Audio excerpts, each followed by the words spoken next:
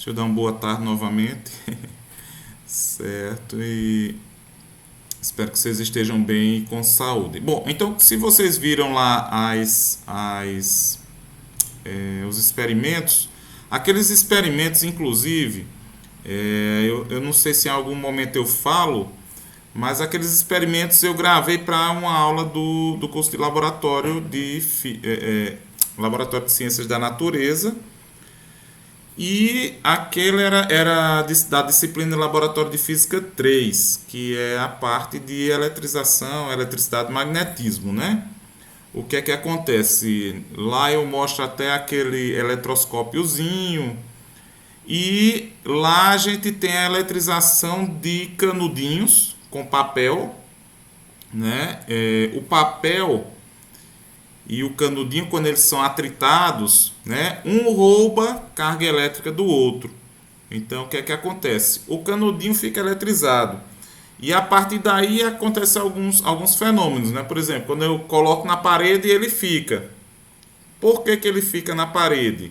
Né? Porque ele estando eletrizado, e se não me engano, são cargas elétricas positivas, ou seja, quando o papel passa pelo canudo, o papel rouba cargas elétricas, né?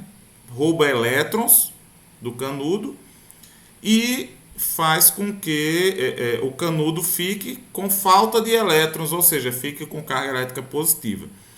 Quando você encosta o canudo, e o canudo tem um detalhe que é o seguinte, o canudo ele é feito de plástico. A gente sabe que plástico é um material isolante. Então, como foi retirado elétrons dali, e o plástico é isolante, o que é um material isolante? É um material que tem dificuldade em fazer com que correntes, com que cargas elétricas andem por ele, né? Sejam transmitidas por ele. Por quê? É o contrário de condutor, né? Isolante é o que dificulta que as cargas elétricas, né, passem por ele. E o material condutor é justamente os materiais que têm facilidade da corrente elétrica ou de cargas elétricas, né, passar por ele. Então, o plástico do canudinho, sendo material isolante, ele tem dificuldade de fazer com que o canudinho positivo receba elétrons de outro material. Quando você coloca o canudinho na parede, ele estando carregado positivamente, o que é que acontece com os elétrons, né, da parede, do material parede? Os elétrons vão ser atraídos, porque as cargas de sinais contrários se atraem, né? Cargas de mesmo sinal se repelem. E aí vocês viram também que quando a gente faz, né, esfrega um canudinho no papel, coloca ele mais ou menos metade da parte dele numa mesa e a metade para fora, e você faz o mesmo procedimento com outro canudinho, ou seja, os dois ficam eletrizados positivamente. Quando você aproxima um do outro, o que você não está segurando, né, o que está lá livre, ele tende a fugir. Por quê? Porque cargas de mesmo sinal se repelem, né? Eu falei para vocês na aula de 15 dias atrás. Cargas de mesmo sinal se repelem, cargas de sinais contrários se atraem. Então, eu precisaria, inclusive, e aí eu não sei exatamente, de encontrar um material que quando eu esfregasse no canudinho, ele fizesse o inverso, o canudinho roubasse elétrons do material e eu aproximasse esses dois canudinhos, um positivo e outro negativo, para eu ver a atração, né? Mas aí a explicação de por que o canudinho fica pregado na parede é exatamente essa. O canudinho foi eletrizado por atrito. Então, lembram dos três tipos de eletrização que a gente falou? Atrito, contato e indução. Então, o canudinho com o papel, ele é eletrizado por atrito. O papel também fica eletrizado, tá, gente? Só que como a gente segura e ele não é tão bom isolante quanto o canudinho, a gente nem percebe a eletrização dele. mas o canudinho é eletrizado por atrito. Quando encosta na parede, ele induz na parede uma separação de cargas, então ele atrai os elétrons para perto dele. E a força de atração entre os elétrons e o canudinho supera, nesse caso, a força gravitacional. Então o canudinho fica... eu já deixei até... quando a gente está presencial, eu faço esse experimento em sala de aula. E eu já deixei até de um dia para outro.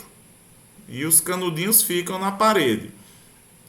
Com o tempo, o canudinho sendo isolante, ele dificulta, né, as cargas elétricas virem para ele. Mas ele não impede. Então, com o tempo, o canudinho vai conseguindo pegar um elétron da parede, pegar outro, pegar outro, pegar outro, pegar outro, até que a força elétrica de atração ela diminua e aí a gravidade vença a batalha, né? Ou seja, derrube o canudinho. Mas dependendo da forma que foi eletrizado, o canudinho passa dias e mais dias pendurado, tá certo? Então, nesse simples experimento, a gente tem basicamente duas formas três, né? As três formas de eletrização: a por atrito, a por contato, porque aí no caso, quando o canudinho consegue puxar o elétron da parede, ele está eletrizando a parede, né? Ele tá roubando e está diminuindo sua carga elétrica. E a separação de cargas é feita por indução, né? Não que vai ter uma eletrização por indução necessariamente na parede, mas surge aquilo que a gente falou de indução, né? A separação de cargas. O canudinho puxa os elétrons para perto de si. Eita, eu pensei que tinha aberto aqui. Deixa eu abrir aqui o slide. Então, pessoal, a aula de hoje a gente vai falar, deixa eu ver aqui, sobre carga elétrica elementar.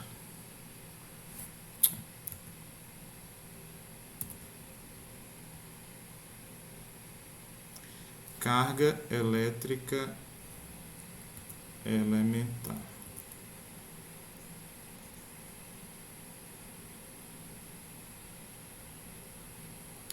Nossa, que demora.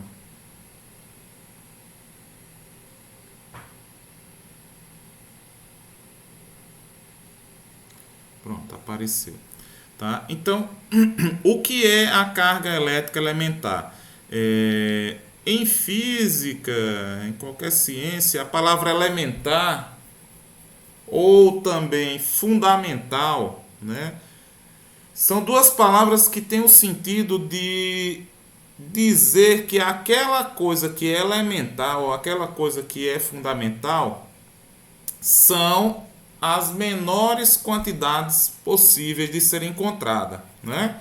Então, por exemplo, carga elétrica, a gente sabe, a gente até viu na aula anterior que a gente teve, que a carga elétrica ela surge da própria constituição atômica da matéria, já a partir da presença de elétrons com cargas elétricas que a gente denomina negativas e dos prótons no núcleo do átomo, que inclusive eles estão presos ali e tal, com cargas elétricas que a gente denomina positiva. A carga elétrica, que a gente chama de elementar, é a menor quantidade de carga elétrica possível de ser encontrada, e a gente diz até assim, de ser encontrada livre na natureza, né? Daqui a pouco eu explico por quê. A carga elétrica elementar, né? A carga elétrica é uma propriedade das partículas elementares que compõem o átomo, como a gente mencionou. Os elétrons e os prótons, né? Os núcleos não possuem carga elétrica.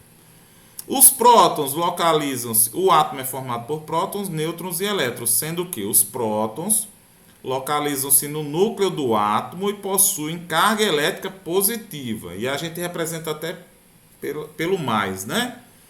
Os elétrons ficam na eletrosfera, que é a região ao redor do núcleo atômico, e tem carga elétrica negativa.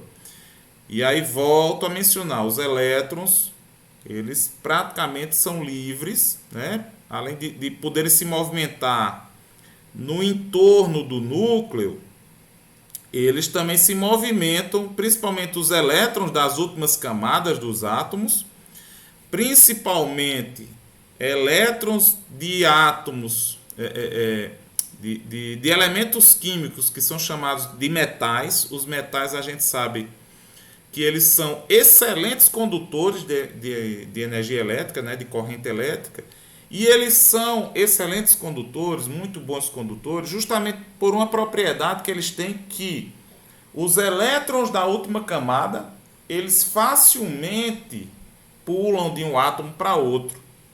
Isso é o que a gente chama, em física, de elétrons livres. A gente vai ver um pouquinho mais na frente que a corrente elétrica, ela é a organização desses elétrons livres, eles indo numa mesma direção. Então a corrente elétrica, inclusive, que a gente tem, né, na nossa fiação, na nossa rede elétrica, que está correndo aqui nesse computador, no celular de vocês, enfim, né, onde passa, inclusive nos nossos nervos também, eles são elétrons que estão indo numa certa direção, todos organizados, né? A organização desses elétrons indo todos na mesma direção é o que produz uma corrente elétrica. E aí, essa é a diferença de uma corrente elétrica para, por exemplo, em um metal ligado a uma rede elétrica, para o mesmo metal que não está ligado a uma rede elétrica. Porque esses elétrons, eles constantemente estão pulando de um átomo para outro, né? Só que quando você não tem, por exemplo, vou pegar o exemplo do fio de cobre mesmo, né? Quando você não tem um fio de cobre ligado a uma rede elétrica, esses elétrons no átomo de cobre, né, nos átomos de cobre, eles estão pulando aleatoriamente, caoticamente, para todos os lados, né? Isso não constitui uma corrente elétrica. O que constitui uma corrente elétrica é que todos os elétrons sejam direcionados para o mesmo, né, para a mesma direção. Então, quando eles estão tudo maluco lá, que você manda uma informação dizendo assim, ó, vai todo mundo para cá, a partir desse momento é que se constitui uma corrente elétrica num fio de cobre, por exemplo, né? E o nêutron, ou os nêutrons, eles também são localizados no núcleo, mas eles não possuem carga elétrica. Então, por isso que a gente praticamente não comenta, né? Não fala de nêutron quando a gente está trabalhando com eletricidade, com a parte elétrica. A gente não fala, porque quem vai produzir, né, fenômenos elétricos são os prótons e os elétrons, desculpe, os prótons e os elétrons, né? Todos os corpos são formados por cargas elétricas, porém não é fácil perceber suas propriedades, pois a maioria dos corpos, quando estão eletricamente nêutrons, possui a mesma quantidade de prótons e elétrons. Então, né, um corpo que ele está eletricamente neutro, ele tem essas duas partículas em equilíbrio. Um corpo pode ser eletrizado de duas formas. Ou ele pode ser eletrizado positivamente, se possuir mais prótons que elétrons, ou negativamente, se possuir mais elétrons do que prótons, né? A unidade de medida da carga elétrica no sistema internacional é o Coulomb. Isso aqui é importante, tá, gente? Em homenagem a Charles Augustin de Coulomb, eu acho. Bom, desculpem, gente. Então, é a unidade que a gente vai medir quantidade de carga elétrica, tá? No sistema internacional. A carga elétrica elementar é a menor quantidade de carga que pode ser encontrada livre na natureza. E que quantidade é essa? É justamente a carga elétrica que a gente encontra em um elétron ou a carga elétrica que a gente encontra em um próton, tá? Porém, são cargas elétricas com sinais contrários, né? A carga elétrica do elétron é negativa e do próton positiva. Então, seu valor é igual a gente vai representar a carga elétrica elementar pela letrazinha E minúscula, tá? E ela vai ter um valor de 1,6 vezes 10 a menos 19 coulombs. O que é que significa isso? Significa que se você for escrever essa quantidade por extenso, vai ser uma quantidade muito, mas muito pequena. E como é que eu vou escrever ela? Eu vou escrever ela 0, aí vírgula, aí eu vou escrever 18 zeros, um atrás do outro, tá? E depois eu coloco o número 1 e o número 6. Se vocês tentarem fazer isso aí, e depois eu vou até pedir para vocês fazerem, escrevam essa quantidade aí, vocês vão passar um tempinho contando e fazendo os zeros, e vai ficar um númerozinho extenso, né? Isso significa que a carga elétrica que a gente tem de um elétron ou de um próton, ela é a quantidade pequena, mas é muito pequena mesmo, tá? Pequena para chuchu. Por isso que a gente inclusive escreve ela em notação científica para ficar mais fácil, né? Então, 1,6 vezes 10 a menos 19 coulombs, ó, o C maiúsculo aqui, e é atribuída a carga do elétron, se ela tiver sinal negativo, e a carga do próton com sinal positivo. Então, nesse caso aqui, né, eu não coloquei sinal nenhum, mas se eu colocar é igual a menos 1,6 vezes 10 a menos 19, eu digo que isso aqui é o valor da carga do elétron. Se eu colocar um mais, eu digo que é a carga do próton, tá? E, claro, como eu vou até comentar um pouquinho mais na frente, como eu não tenho... Sim, deixa eu só comentar aqui uma coisa, porque a gente sempre diz assim, a carga elétrica elementar é a menor quantidade... Cadê? É a menor quantidade de carga que pode ser encontrada livre na natureza. Livre no sentido de que um elétron ele pode, né, ele é livre, ele pula de um átomo para outro, ele se movimenta. Claro que o próton ele está preso lá no núcleo. Mas se você imaginar, por exemplo, o núcleo de um átomo de hidrogênio, é apenas um próton. E na verdade ele pode até aparecer com um nêutron ali, mas eu consigo ter prótons livres também. E por que eu digo que é a menor quantidade de carga elétrica livre? Porque eu tenho uma outra quantidade de carga elétrica que inclusive é menor do que essas duas, só que ela não existe solta na natureza, livre. É uma partícula ou as partículas, não sei se vocês já ouviram falar, chamadas de quarks.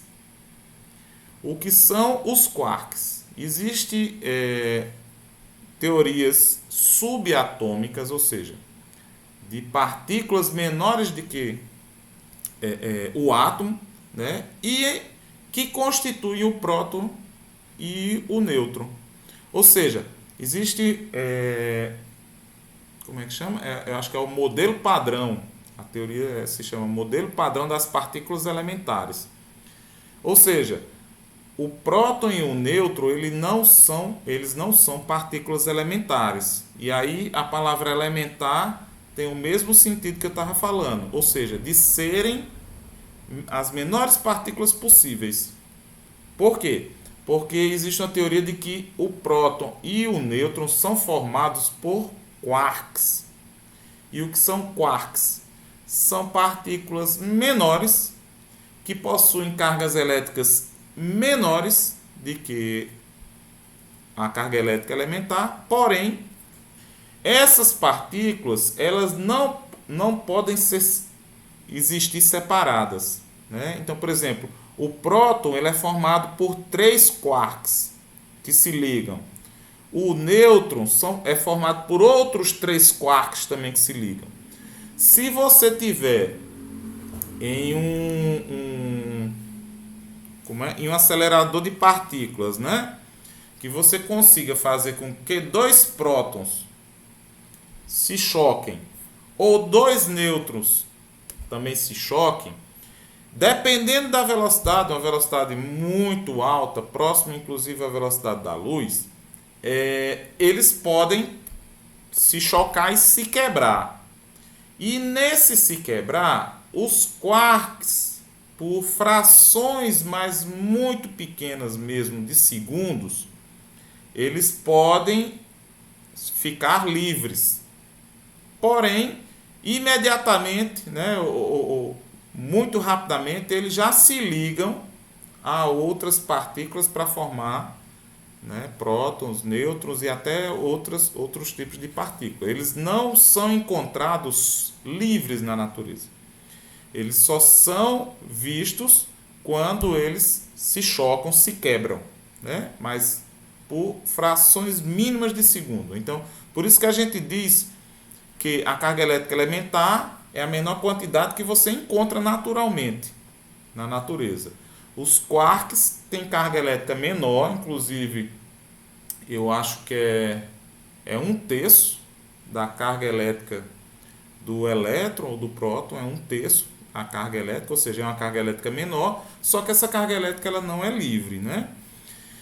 E pensando nisso, a gente só vai encontrar na natureza, por exemplo, outro detalhe é o seguinte: os elétrons até hoje, em todas as experiências feitas, nunca se detectou o mínimo de estrutura interna de um elétron.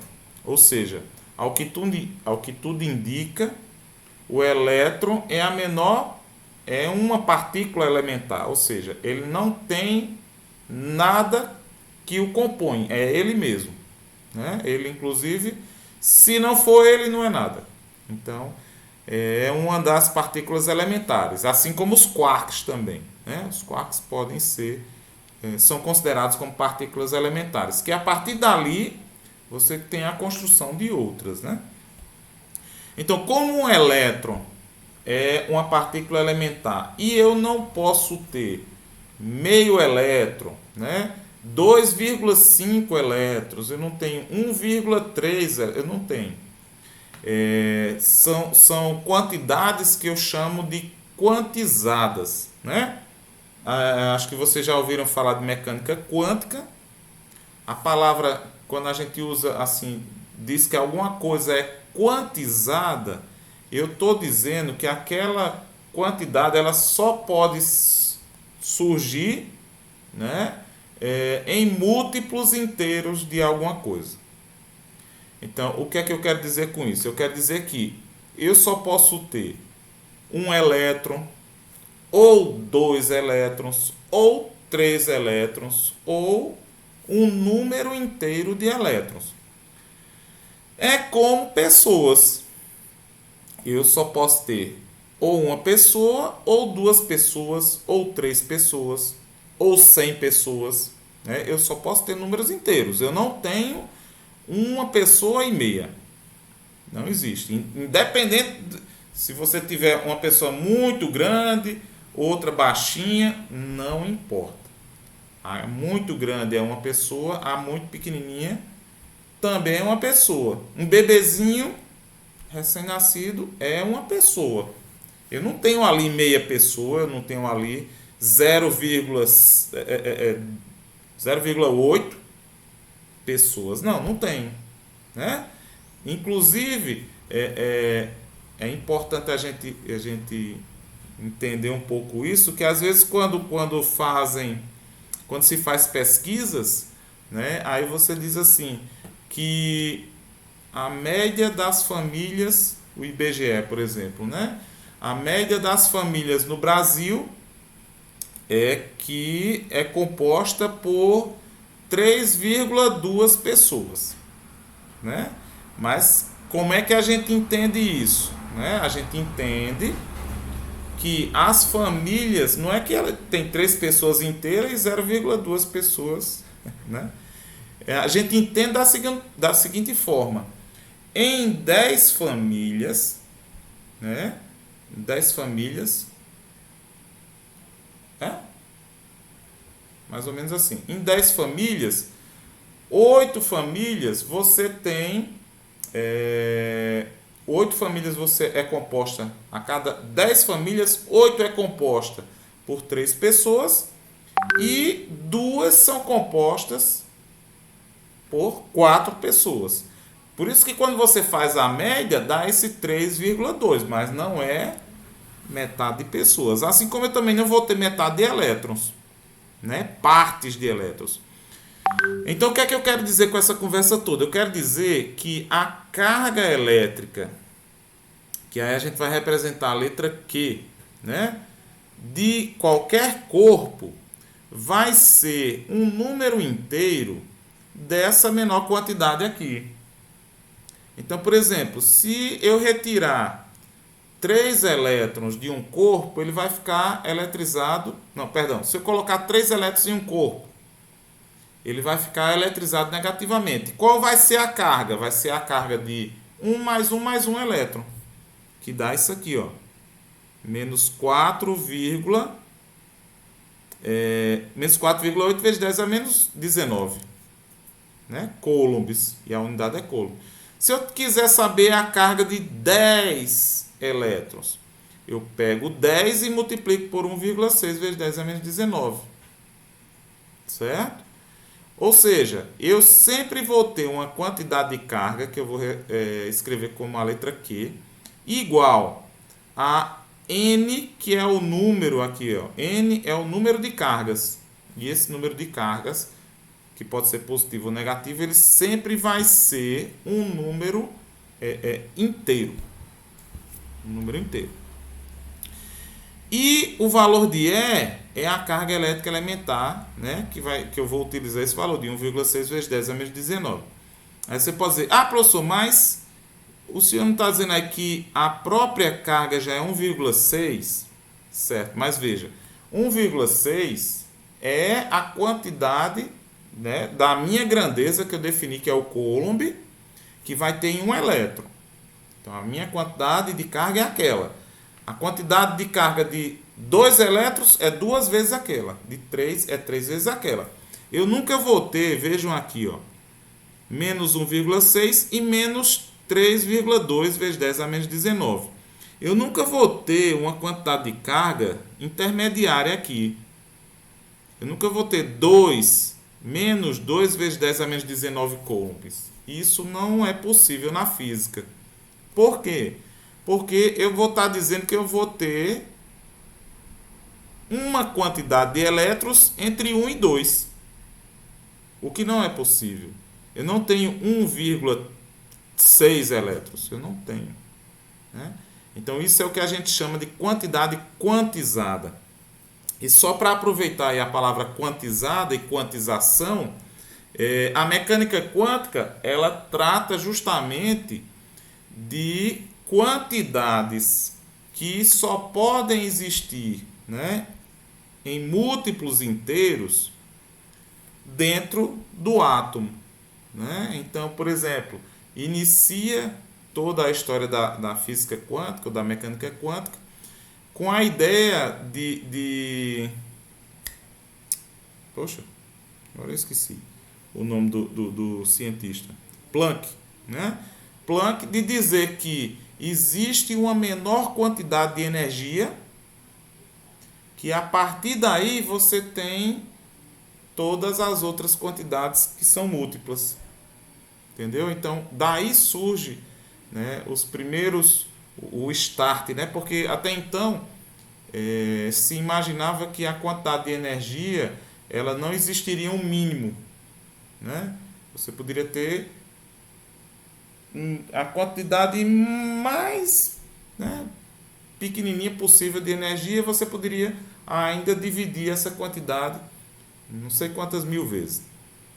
Mas aí, a partir de vários estudos, ele definiu que existe uma quantidade mínima de energia, que todas as outras são múltiplas dessa. É a mesma coisa aqui da carga elétrica elementar. Né? Bom, essa carga elétrica elementar, gente, ela é realmente uma quantidade muito pequena, né? Então, a gente trabalha com quantidades geralmente maiores, né? E para facilitar a nossa vida, a gente vai utilizar prefixos, né? Que eu não sei se vocês lembram lá do primeiro ano, o que são prefixos. Prefixos, que a gente chama prefixos de unidade, né? São palavras que vêm acompanhadas, letras inclusive, que vêm acompanhadas das unidades, que representam potências de 10, né, dessas unidades. Então, é necessária uma grande quantidade de elétrons para se ter uma carga elétrica de menos 1 coulomb, ou de prótons para termos uma carga de 1 coulomb positivo, né? Então, veja que a quantidade são aproximadamente 10 elevado a 18, né, elétrons ou prótons para a gente ter uma carga de 1 coulomb. Então, por isso é comum a utilização de seus submúltiplos, ou seja, de quantidades menores do que o coulomb. 10 a menos 3, que eu vou chamar de milicoulomb, né? 10 a menos 3 coulomb, é o MC.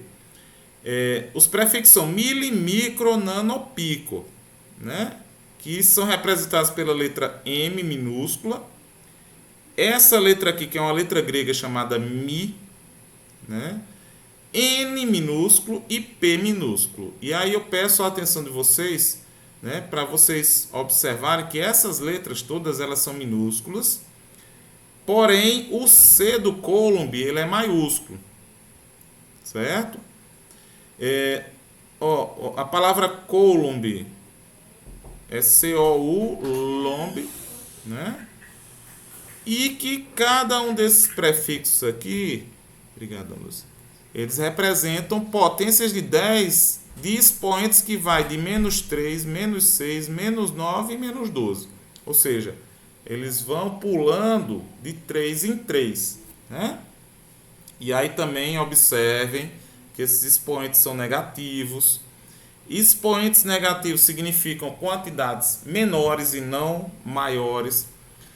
Por isso que se denomina aqui de submúltiplos, né? Se fossem quantidades positivas 10 a terceira, 10 a sexta, 10 a nona e 10 a 12, seriam múltiplos, seriam quantidades maiores. Então, deixa eu mostrar aqui um exemplo para vocês. Um corpo condutor, inicialmente neutro, é eletrizado e recebe 4 vezes 10 a décima elétrons.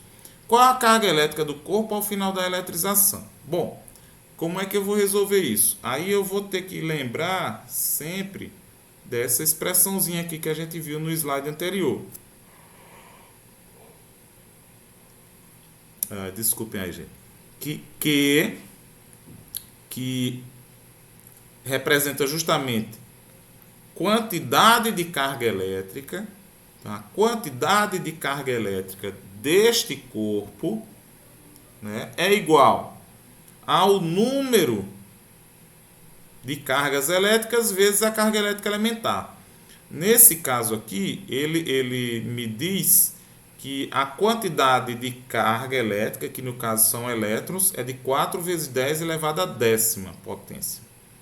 Que eu coloco aqui, ó, e eu vou multiplicar isso aqui pelo valor de E, da carga elétrica elementar. Qual é o valor de E? 1,6 vezes 10 a menos 19. Gente, esse valor de E aqui, ele é uma constante. Inclusive uma constante, uma das constantes que na parte de eletricidade a gente usa de vez em quando. Então, a carga elétrica elementar, 1,6 vezes 10 a menos 19. Como é a carga elétrica de elétrons, aí eu coloquei o sinal de menos aqui, tá? Mas se fosse prótons, eu deixaria sem o sinal. E a unidade que já é coulomb aqui. Então, o que é que eu faço? Eu vou multiplicar, não sei se vocês lembram também do primeiro ano, multiplicação de potências de 10. Como é que eu faço a multiplicação de potência de 10? Eu faço esse número aqui multiplicando Esse outro é uma multiplicação direta, então é 4 vezes menos 1,6. 4 vezes 1,6 dá 6,4. E esse sinal que é positivo vezes esse sinal que é negativo, permanece sinal negativo. Já as potências, eu repito a base, 10 e 10, eu repito aqui. E os expoentes, na multiplicação, eu somo. Então, eu vou somar 10 somado com menos 19. Porém, menos 19, ele é um número negativo e o 10 é um número positivo. Então, eu gosto sempre de tratar números positivos com números negativos, como a gente aprende lá no fundamental, onde números negativos representam dívidas, você está devendo, e números positivos representam dinheiro que você tem no bolso para pagar a dívida, que eles chamam de crédito. Então, vamos lá, eu tenho 10 reais de crédito no meu bolso, e eu vou somar esses 10 reais com uma dívida que eu tenho de 19. Então, em outras palavras, eu vou pegar os 10 reais, vou pagar a minha dívida, então eu estou juntando. No entanto, como os 10 reais é menor do que a dívida, eu ainda vou ficar devendo. Eu vou ficar devendo quanto? Eu ainda vou ficar devendo 9. Então, 10 mais menos 19, o resultado é menos 9. Certo? Ou seja, aquilo que eu disse, eu ainda vou ficar devendo 9 reais, certo? Então, esse é o expoente. Então, a quantidade de carga elétrica para um corpo que é eletrizado e recebe 10 vezes 10, 4 vezes 10 a décima elétrons, a carga elétrica que ele vai ficar vai ser de menos 6,4 vezes 10 a menos 9 coulomb. Eu posso escrever assim. Mas eu também posso vir aqui em cima e verificar que 10 a menos 9 corresponde ao prefixo nano. E que ao invés de eu escrever 10 a menos 9, eu posso simplesmente colocar N. Nanocoulombs. Então eu posso escrever menos 6,4 vezes 10 a menos 19 coulombs como sendo menos 6,4 nanocoulombs. Mesma coisa. Certo? Outro exemplo aqui. Um corpo foi eletrizado com carga elétrica de 2 milicoulombs. Se vocês lembrarem, pessoal, dessa sequência milimicro nanopico, milimicro nanopico, milimicro nanopico, milimicro nanopico. Eu geralmente digo assim, quando vocês forem dormir, que vocês estiverem sem sono, aí vocês ficam lembrando, milimicro nanopico, milimicro, vão repetindo até vocês cansarem e ir dormir. E aí vocês lembram dessa sequência mili, micro, nano e pico. Começa com 10 a menos 3, aí vai menos 6, menos 9, menos 12. Então, fica fácil de eu lembrar que mili é 10 a menos 3, micro, 10 a menos 6, nano, menos 9 e pico, menos 12. Um corpo foi eletrizado com carga elétrica de 2 milicoulombs, ou seja, é 2 vezes 10 a menos 3 coulomb. Quantos elétrons foram retirados do corpo para se ter essa carga elétrica? Então, uso novamente essa relação. A quantidade de carga é igual ao número de cargas elétricas vezes a carga elétrica elementar. Isso aqui sempre vai ser 1,6 vezes 10 a menos 19. A diferença aqui é que agora nessa questão eu não estou dando o número de cargas elétricas, mas eu estou dando qual foi a carga elétrica que restou aí no corpo, que foi de 2 vezes 10 a menos 3 coulombs. Então, para eu resolver as questões, gente, eu escrevo esse milimicro nanopico para simplificar os resultados. Mas quando eu for resolver questões, esses mili, micro, nanopico, eles precisam aparecer no formato de números, de potências, tá? Porque se eu simplesmente eliminar aqui o 10 a menos 3, isso é uma diferença grande. Ao invés de 0,002, ou seja, 2 milésimos de coulomb, eu estou dizendo que eu tenho 2 coulombs, o que é uma diferença de 1000 vezes maior, certo? Então eu tenho que ter cuidado com isso aí. Então 2 vezes 10 a menos 3 coulomb é igual a n, que é quem eu quero encontrar agora, vezes 1,6 vezes 10 a menos 19. Essa multiplicação aqui, gente, de n com esse número, o que é que acontece? Eu preciso descobrir n, então eu passo esse valor dividindo. Então veja que eu tenho n vai ser igual a 2 vezes 10 a menos 3 dividido por esse número aqui, 1,6 vezes 10 a menos 19. Bom, o que é que eu vou fazer aqui? Aqui já é o inverso do que a gente fez, né, no slide passado. Eu tenho uma divisão entre números em notação científica, e não uma multiplicação. Então eu divido normalmente do 2, é o número 2, dividido por 1,6. Faço lá na minha calculadora, vou ter o resultado. E as potências de 10, então, ó, 2 dividido por 1,6 vai dar 1,25. E aí, inclusive, ele dá exato, né? Dá 1,25 e não tem mais casas decimais. E essas potências aqui, 10 a menos 3 dividido por 10 a menos 19, o que é que acontece? Na multiplicação, eu somo os expoentes.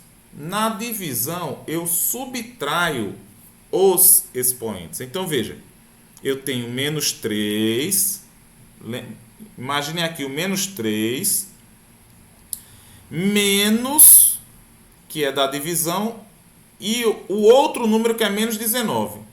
Então, eu vou ter um menos e um outro menos, bem juntinho. Menos com menos vai dar mais. Então, na verdade, eu vou ter menos 3 somado com 19. E aí, volto a dizer, menos 3 é uma dívida e mais 19 é dinheiro no bolso. Então, se eu tiver R$19 no bolso e for pagar uma dívida de 3, o meu resultado final é R$16 no meu bolso. Então, é um valor positivo. Tá certo? E o número de elétrons que chegou, né, no corpo para que a carga elétrica dele seja de 2 milicoulombs, ou de menos 2, né, no caso aqui, é de 1,25 vezes 10 a 16 elétrons. Então, se eu for escrever isso aqui, gente, por extenso, eu vou andar essa vírgula uma casa, 2 e mais 14, que eu vou preencher com zeros, né? Então vai dar 1, 2, 5 e 14 zeros para encontrar a quantidade de elétrons necessária para 2 milicoulombs.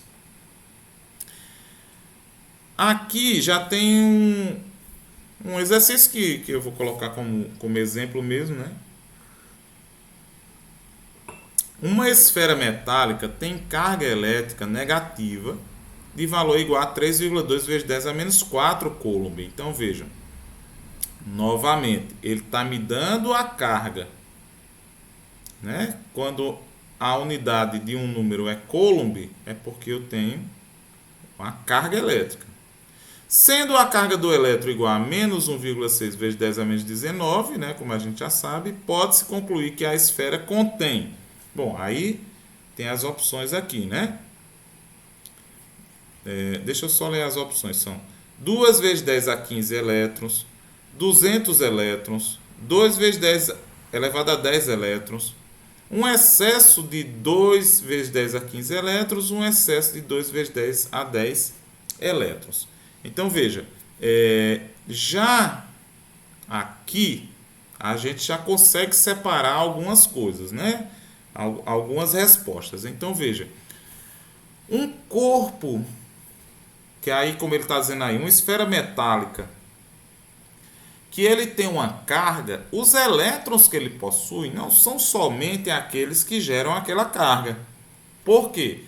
Vamos lá. Se eu tenho uma esfera neutra, nem tem carga positiva a mais, nem tem elétrons a mais. Essa carga não tem elétrons nenhum, nem prótons nenhum? Nananina não. Elas têm sua quantidade de prótons e de elétrons, porém, que aí eu não sei nem quanto é, né? Milhares e milhares, bilhões de elétrons e de prótons, porém, se eu concluo que essa esfera ela está neutra, eu também concluo que a carga elétrica, né, de prótons está exatamente igual à carga elétrica de elétrons. A carga elétrica positiva está exatamente igual à carga elétrica negativa. Então isso aí eu consigo concluir. Mas eu não vou dizer que ele não tem nenhuma carga elétrica, né? Ele não tem nenhum elétron, não tem nenhum próton. Eles têm os prótons e elétrons. Então todas essas respostas aqui, ó, eu posso concluir que a esfera contém 2 vezes 10 a 15 elétrons, 200 elétrons, 2 vezes 10 a 10 elétrons. Isso aqui, nenhuma dessas respostas é correta, né? Por quê? Quais seriam as respostas? Uma resposta correta, ela tem um excesso, ou seja, tem uma carga elétrica a mais de tantos elétrons. Mas eles não vão ter, a esfera não vai ter somente essa quantidade de elétrons, vai ter muito mais, né? Que vai estar ligada aos seus átomos em equilíbrio com os prótons, né? Então, ó, como é que a gente vai resolver isso? É semelhante a essa questão aqui que nós fizemos. Como eu também vou ter a carga elétrica e como eu vou ter o valor da carga elétrica elementar, eu vou fazer da mesma forma. Esse é o valor de Q, menos 3,2 vezes 10 a menos 4 coulombs. O valor da carga elétrica elementar. Como são elétrons, eu estou colocando isso aqui negativo, né? E essa carga elétrica aqui também negativa. E da mesma forma que eu fiz antes, o 1,6 vezes 10 a menos 19 está multiplicando o N, eu passo dividindo né? Esse aqui eu passo ele dividindo, então eu vou ficar com N igual a menos 3,2 vezes 10 a menos 4 dividido por menos 1,6 vezes 10 a menos 19, que é o que está aqui. Menos dividido por menos vai dar mais, né? E aí eu vou fazer 3,2 dividido por 1,6 vai dar 2. E 10 a menos 4 dividido por 10 a menos 19, aí vou fazer aquele mesmo cálculo, né? Geralmente, se for preciso, você vai ali no cantinho da página e faz, escreve menos 4, menos, porque é divisão, abre um parênteses, menos 19, fecha parênteses. Por quê? Eu tenho um número negativo sendo subtraído de outro número negativo. Então, esse sinal de menos em função da divisão. Quando ele se juntar com esse sinal de menos do 19 aqui, ele vai ficar positivo. E aí eu vou ficar com menos 4 mais 19, que vai resultar em um valor de 15. Tá? 3,2 dividido por 1,6 dá 2 aqui. E menos 4 menos 19 vai dar 15. 2 vezes 10 ele vai dar 15 elétrons, que lá na resposta, né, é a letra D. Então ele tem um excesso de 2 vezes 10 a 15 elétrons, e não só 2 vezes 10 a 15 elétrons, tá certo? Então tem uma diferença boa entre essas duas respostas aqui, né? E aí tem que tomar cuidado para depois dizer, professor, mas ele repete aqui as respostas. Não, ele não repete, né? Aqui ele diz que a esfera só tem aquela quantidade de elétrons, e aqui ele diz que aquela quantidade de elétrons é o excesso, é o que passa, né? Outro exemplo aqui. Calcule a carga elétrica de um corpo que possui excesso de 24 vezes 10 a 12 elétrons. Considere a carga elementar igual a 1,6 vezes 10 a menos 19. Então, aí vem novamente o N e o valor de E, né? 24 vezes 10 elevado a 12 vezes menos 1,6 vezes 10 a menos 19 coulombs. Se eu multiplicar 24 por 1,6, eu vou encontrar 38,4. E aqui eu tenho uma multiplicação, eu tenho uma soma. 12, eu vou juntar 12 reais que eu tenho no bolso e vou juntar com uma dívida de 19. Só que quando eu pagar a dívida, eu ainda vou ficar devendo 7. Aqui, ó. Eu fiquei devendo 7.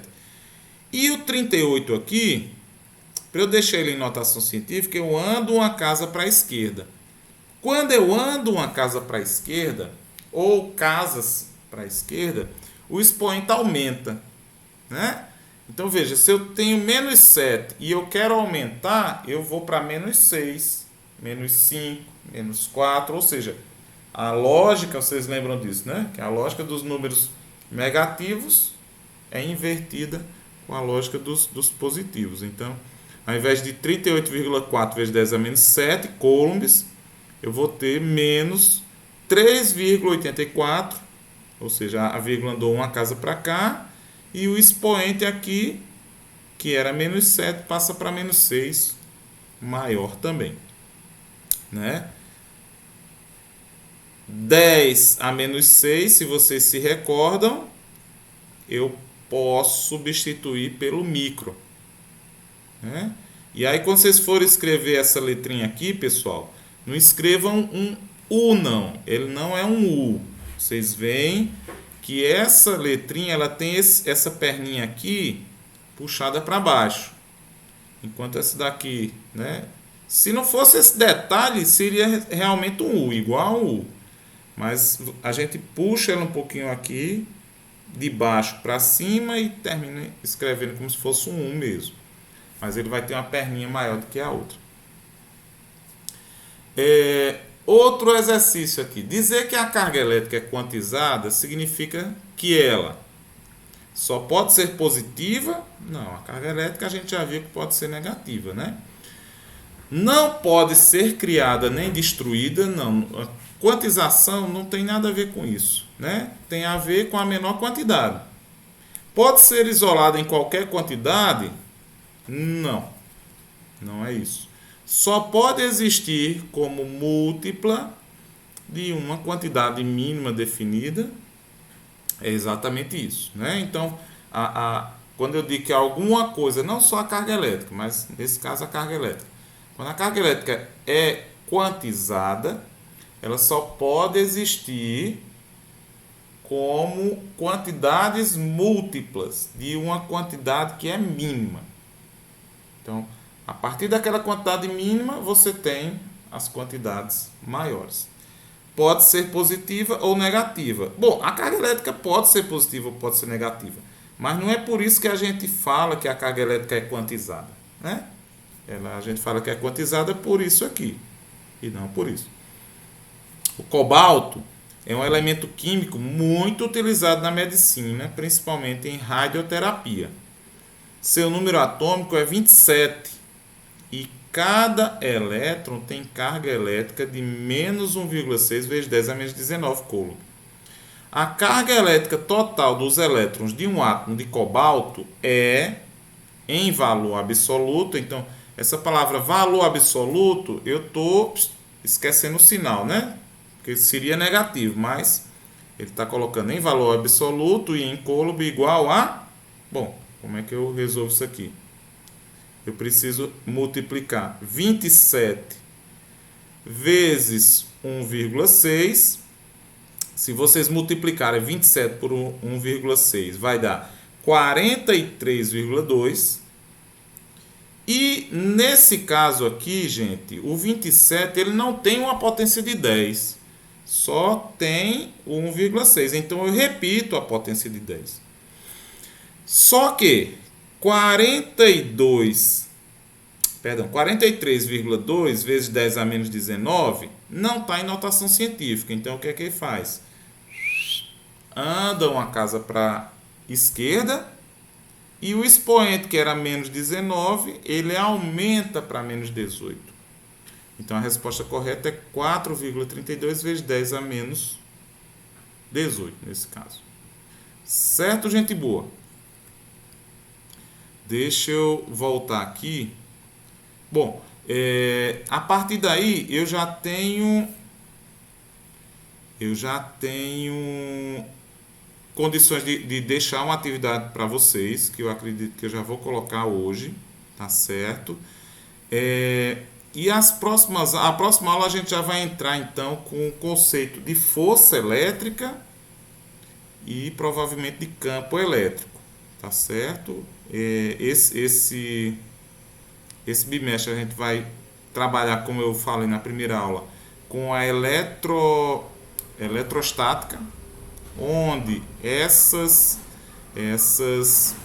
são os conceitos que a gente tem carga elétrica parada, né? Não tem carga elétrica em movimento, como é a corrente elétrica.